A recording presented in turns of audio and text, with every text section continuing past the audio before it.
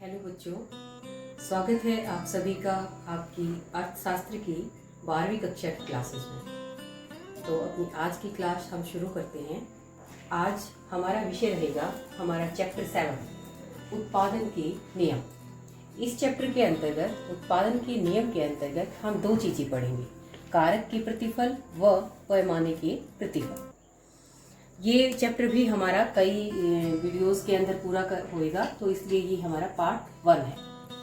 तो उत्पादन के नियम, जिसके अंतर्गत हम पढ़ेंगे कारक के प्रतिफल व पैमाने के प्रतिफल। इसका कुछ बेसिक हमने अपने चैप्टर 6 के अंदर पढ़ा था, जिसमें हमने पढ़ा उत्पादन किसे कहते हैं और उत्पादन फलन क्या है। उत्पादन फलन क्या बताया था? मैंने बताया था कि जो उत्पादन के साधन होते हैं, कौन से साधन? उत्पादन के साधन और उत्पादन, उनके बीच जो भौतिक या टेक्निकल संबंध होता है, तकनीकी संबंध होता है, ये हमारे साधन है, ये हमारा उत्पादन है। इन दोनों के बीच जो तकनीकी संबंध है उसे कहते हैं हम उत्पादन फलन। ये हम पढ़ चुके हैं पहले। उत्पादन के साधनों को हम आगत भी कह सकते हैं, कारक भी कह सकते हैं, यानी कि आगतों का निर्गतों में परिवर्तन। ठीक है, टेक्निक का यूज करेंगे हम। हमारे पास कच्चा माल है, जैसे आगत यानी कि कच्चा, तो उन कच्चे माल से को हम क्या कर देंगे, तैयार माल में चेंज कर देंगे। किससे? टेक्निक का यूज करके। तो उसे हमने क्या कहा था, वो उत्पादन फलन होता है। अब मान लिया इस उत्पादन को हमें परिवर्तित करना है, बढ़ाना है, तो कैसे बढ़ाएंगे? जब हमें उत्पादन को बढ़ाना होता है, परिवर्तित करना होता है, तो हम दो तरीके से देखेंगे। क्या हमारे पास समय किस तरह का है, अल्पकाल की समय अवधि है या दीर्घकाल की समय अवधि है। अब अल्पकाल और दीर्घकाल क्या होता है, ये भी कुछ बेसिक हम अपने चैप्टर 6 में पढ़ चुके हैं, लेकिन फिर मैं इसे बताती हूँ। अल्पकाल समय की वो अवधि होती है जिसमें केवल एक साधन, एक कारक, कारक हम साधनों को ही कहते हैं, आगत, कारक, साधन, सबके एक ही अर्थ है। तो जिसमें केवल एक परिवर्तनशील कारक हो, केवल एक परिवर्तनशील साधन हो, वो समय की अल्पकाल अवधि होती है। कैसे? जैसे मैं आपको उदाहरण देके बताती हूँ कि मान लिया कोई एक फैक्ट्री है, एक फैक्ट्री है और उस फैक्ट्री के अंदर जो भी मशीनें हैं वो फिक्स है। मान लिया उसके अंदर 5 मशीनें लगी हुई हैं और उसके अंदर कुछ मजदूर लगे हुए हैं। हमें अपने उत्पादन को बढ़ाना है, तो वो फैक्ट्री भी वही रहेगी, एक की एक ही रहेगी। उसके अंदर जितनी मशीनें हैं, मशीनें भी वही रहेंगी, जितने भी हैं, कच्चा माल भी वही रहेगा। तो हम उत्पादन को कैसे बढ़ाएं? हमारे पास केवल एक ही तरीका है कि भाई फैक्ट्री भी वही है, कच्चा माल भी वही है, मशीनें भी वही है। हम केवल लेबर को, श्रम को, मजदूरों को बढ़ाकर, मान लिया उसके अंदर 20 मजदूर लग रहे थे, हम 25 लगा दें, हम 30 लगा दें। तो जब केवल एक साधन परिवर्तनशील हो, बाकी के सभी साधन स्थिर, जैसे मैंने बताया फैक्ट्री वही है, उसके अंदर मशीनें भी वही हैं, कच्चा माल भी हमारे पास उतना ही है जितना पहले था, सिर्फ हमने मजदूरों को बढ़ाया। तो समय की वो अवधि जिसमें केवल एक साधन परिवर्तनशील है, जिसमें हम केवल एक साधन को चेंज कर सकते हैं, बाकी साधन कैसे होंगे, हमारे स्थिर होंगे।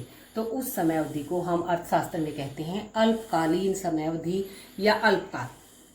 तो अगर हमें अल्पकाल के अंदर उत्पादन को बढ़ाना है, तो हम केवल एक साधन को चेंज करके उत्पादन को बढ़ाएंगे। और दीर्घकालीन समय की कौन सी अवधि होती है? दीर्घकालीन समय की वो अवधि होती है जिसमें हमारे सभी कारक या सभी साधन या सभी आगत, कारक, साधन, आगत एक ही बात है, ये सभी साधन कैसे हो, परिवर्तनशील। जैसे मैंने यहाँ उदाहरण दिया था आपको फैक्ट्री का, यानी कि यहाँ ये वो समय की अवधि है जिसमें हम एक फैक्ट्री से 2 फैक्ट्री भी लगा सकते हैं, 4 भी लगा सकते हैं।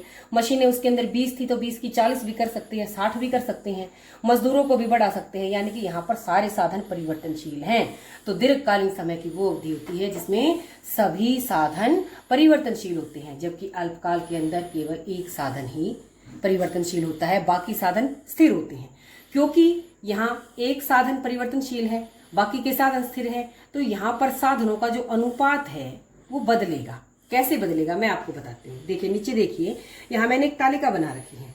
ये तालिका में ये हमारा स्थिर साधन है भूमि, ठीक है। ये मान लिया हमारे पास 1 किला है, 1 हेक्टेयर, 1 एकड़ जमीन है, ये एक ही है। इसके ऊपर पहले हमने 1 मजदूर को लगाया, ठीक है। तो इनका अनुपात कितना हो गया, 1:1।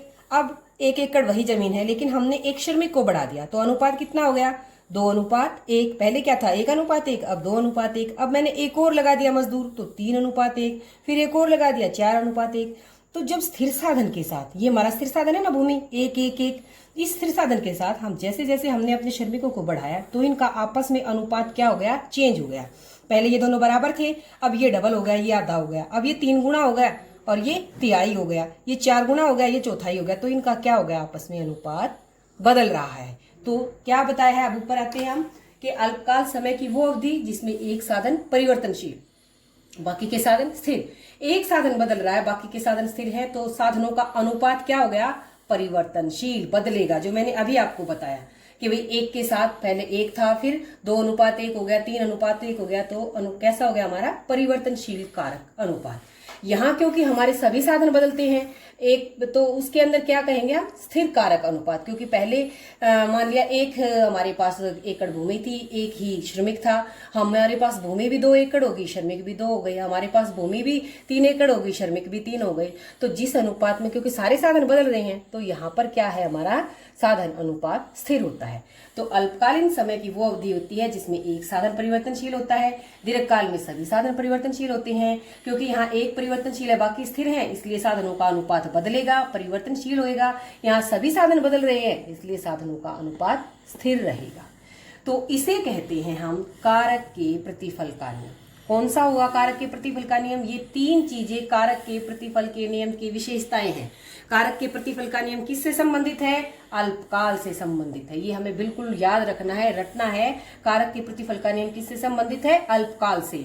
अल्पकाल में क्या होता है, एक साधन परिवर्तनशील, इसलिए इसे क्या कहते हैं हम, परिवर्तनशील कारक अनुपात, ये का नियम। जबकि ये क्या होता है हमारा, इसे कहते हैं हम पैमाने के प्रतिफल का नियम। तो पैमाने के प्रतिफल का नियम किससे संबंधित है, दीर्घकाल से संबंधित है। पैमाने के प्रतिफल के नियम में क्या होता है, सभी साधन हमारे बदले जा सकते हैं, परिवर्तनशील होते हैं, और इसे हम स्थिर कारक अनुपात भी कहते हैं। तो ये बहुत ही मोस्ट इंपोर्टेंट क्वेश्चन है हमारा, कारक के प्रतिफल और पैमाने के प्रतिफल। तो कारक के प्रतिफल, ये मैंने बार बार मैं रिपीट कर रही हूँ, अल्पकाल से संबंधित, पैमाने के प्रतिफल दीर्घकाल से संबंधित। इसमें एक साधन परिवर्तनशील, इसमें सभी साधन परिवर्तनशील। ये परिवर्तनशील अनुपात का नियम, ये स्थिर अनुपात का नियम, ठीक है। तो अब कारक के प्रतिफल के नियम की परिभाषा अगर हमें लिखनी आए तो वो कैसे लिखेंगे, कैसे लिखेंगे कि जब उत्पादन का केवल एक साधन परिवर्तनशील, यही बताया है मैंने, केवल एक साधन, केवल एक साधन, यहाँ एक और लिखते हैं कि जब उत्पादन का केवल एक साधन परिवर्तनशील हो तथा बाकी साधन कैसे हो, स्थिर हो। यही बताया था मैंने ऊपर, जब उत्पादन का केवल एक साधन परिवर्तनशील, बाकी साधन स्थिर, तो उत्पादन कैसे बढ़ता है, विभिन्न दरों से परिवर्तित होता है, विभिन्न दरों से बढ़ता है। इस विभिन्न के बीच में मैंने कई चीजें लिखी हैं, वो बढ़ती दर से भी बढ़ सकता है, समान दर से भी, घटती दर से, इसीलिए मैंने विभिन्न लगाया, अलग अलग दरों से बढ़ता है। तो इसे हम कारक के प्रतिफल या परिवर्तनशील अनुपात, परिवर्तनशील मैंने ऊपर भी कहा था ना, परिवर्तनशील, क्योंकि एक साधन स्थिर है, एक साधन परिवर्तनशील है, बाकी के साधन स्थिर है, तो इसलिए हम इसे कारक के प्रतिफल या परिवर्तनशील अनुपात का नियम कहते हैं। तो सबकी समझ में आना चाहिए कि जब उत्पादन का केवल एक साधन हमारा परिवर्तनशील है, बाकी के साधन स्थिर हैं, तो उत्पादन विभिन्न दरों से बढ़ेगा, ठीक है।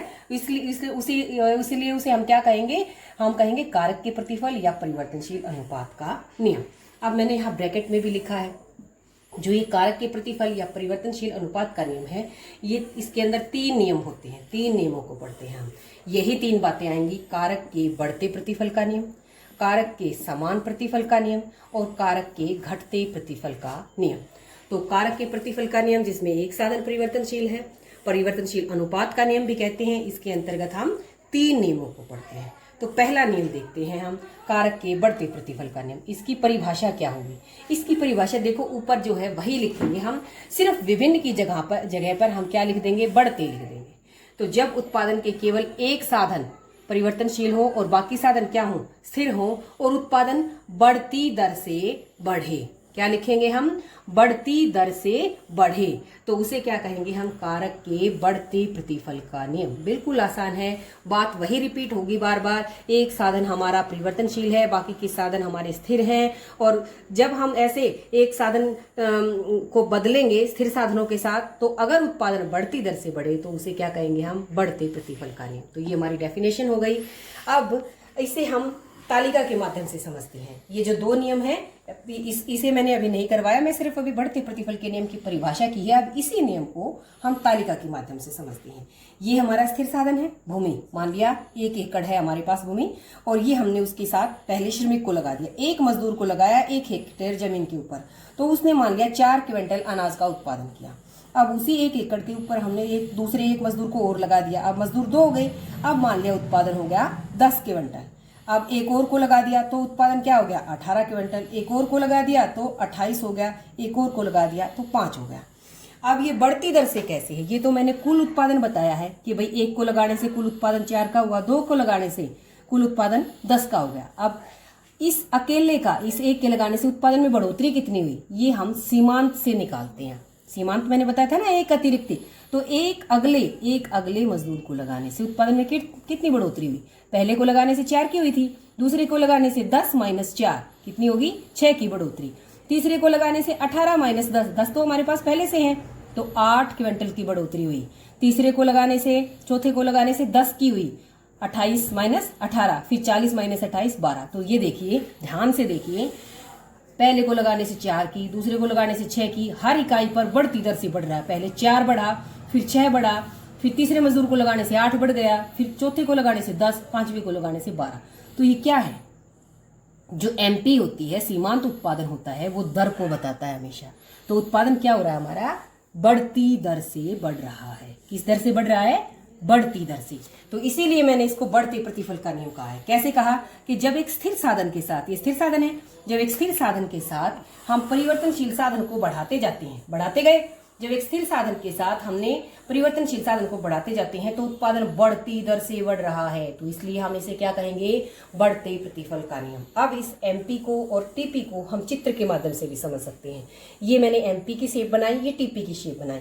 अगर हम यहाँ पर श्रमिकों को लेते हैं, मजदूरों को लेते हैं दोनों जगह पर, और यहाँ मैंने टीपी को लिया है, यहाँ मैंने एमपी मार्जिनल प्रोडक्शन सीमांत उत्पादन को लिया है, तो सीमांत उत्पादन की शेप हमारी ऐसी बनेगी। क्योंकि हर एक यहाँ जैसे ये 4 था, फिर 6 हो गया, फिर 8 हो गया, फिर 10 हो गया, फिर 12 हो गया, तो एमपी की शेप बिल्कुल ऐसे बढ़ती हुई मिलेगी क्योंकि बढ़ती दर से बढ़ रहा है, और टीपी की शेप इस तरह की बनेगी।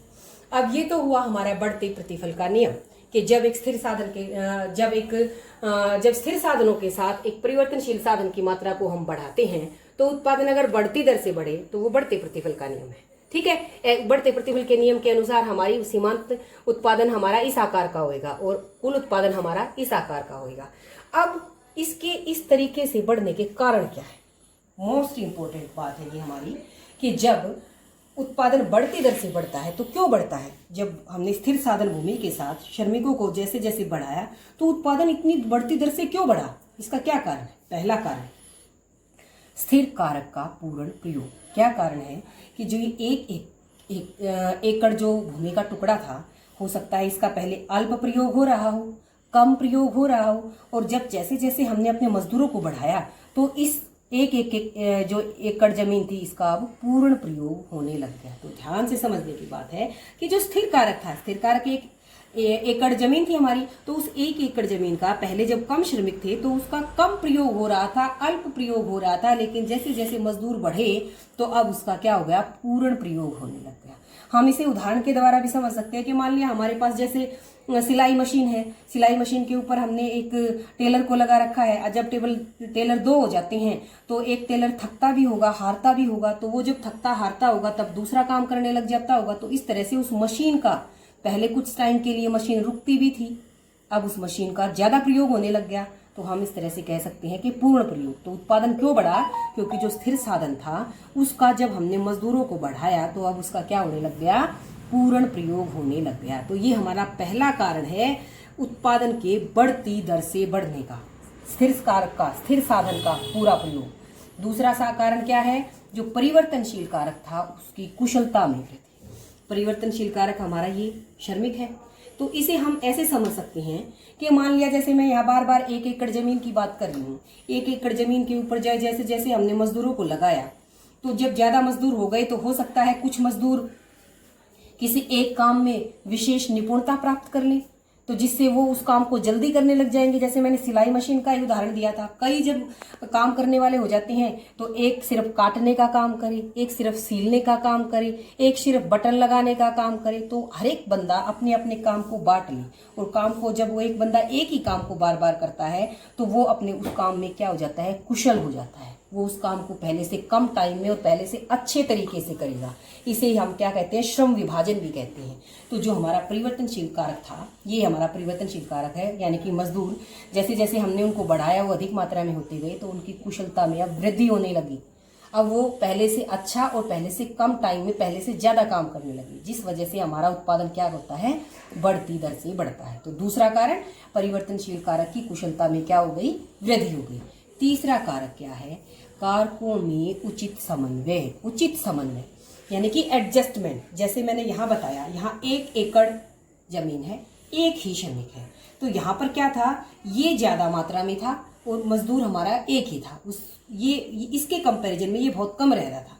अब क्या हो गया, ये 1 एकड़ हो गया, ये डबल हो गया। तो अब इन दोनों के बीच में जो स्थिर साधन था और जो परिवर्तनशील साधन था, इन दोनों के बीच में जो एडजस्टमेंट है वो पहले से बेटर हो गई, पहले से अच्छी हो गई। तो उचित समन्वय हो गया।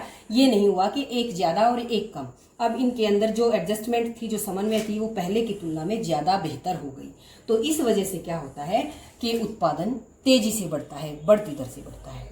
तो ये था हमारा कारक के बढ़ते प्रतिफल का नियम, जिसमें जब एक स्थिर साधन के साथ हम परिवर्तनशील साधन की मात्रा को बढ़ाते हैं तो उत्पादन बढ़ती दर से बढ़ता है। इसे हम बढ़ते प्रतिफल का नियम कहते हैं। कारण क्या है इसके, क्योंकि अब क्या हो गया, स्थिर कारक का पूरा प्रयोग होने लग गया। जो परिवर्तनशील कारक था उसकी कुशलता में भी अब बढ़ोतरी हो गई, और जो दोनों साधनों के अंदर, स्थिर के अंदर और परिवर्तनशील के अंदर जो समन्वय था वो पहले से अच्छा हो गया, उचित हो गया। तो इन कारणों से कारक के बढ़ते प्रतिफल का नियम लागू होता है। तो ये था हमारा आज का जो टॉपिक। आज के लिए ये काफ़ी हो गया है, तो आज हम इतना ही करेंगे। जो अगले 2 नियम रह गए हमारे, कारक के समान प्रतिफल के नियम और घटते प्रतिफल के नियम, ये हम अपनी अगली वीडियो में करेंगे। तो उम्मीद है आपको अच्छे से समझ में आया होगा। आज के लिए इतना ही, धन्यवाद।